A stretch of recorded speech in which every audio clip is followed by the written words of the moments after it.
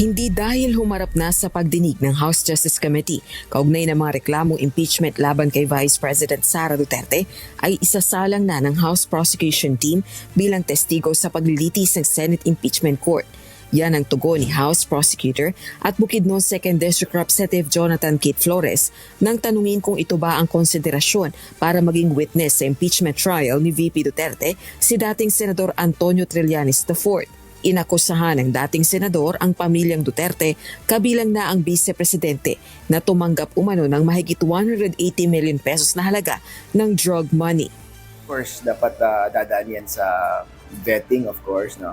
And pag-weigh din kung how important that testimony is as far as the cause of action or the impeachment complaint, the article is concerned. In general, no, we're parang considering the inclusion of witnesses kung sino ipe-present namin. Hindi naman automatic na present ka in the Committee on Justice, automatic is witness ka na rin dito sa impeachment complaint. Of course, titingnan namin kung how important is the testimony or yung anong may present mo to help the article, prove that article, specific article.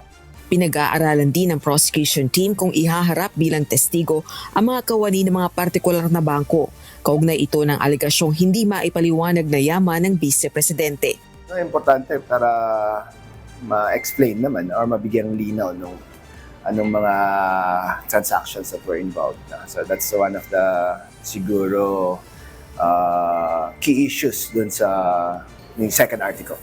Matatandaang walang bank personnel na humarap sa impeachment hearing ng House Justice Committee. Samantala, dagdag pa ni Representative Flores, halos kompleto na ang mga testigo sa ibang articles of impeachment.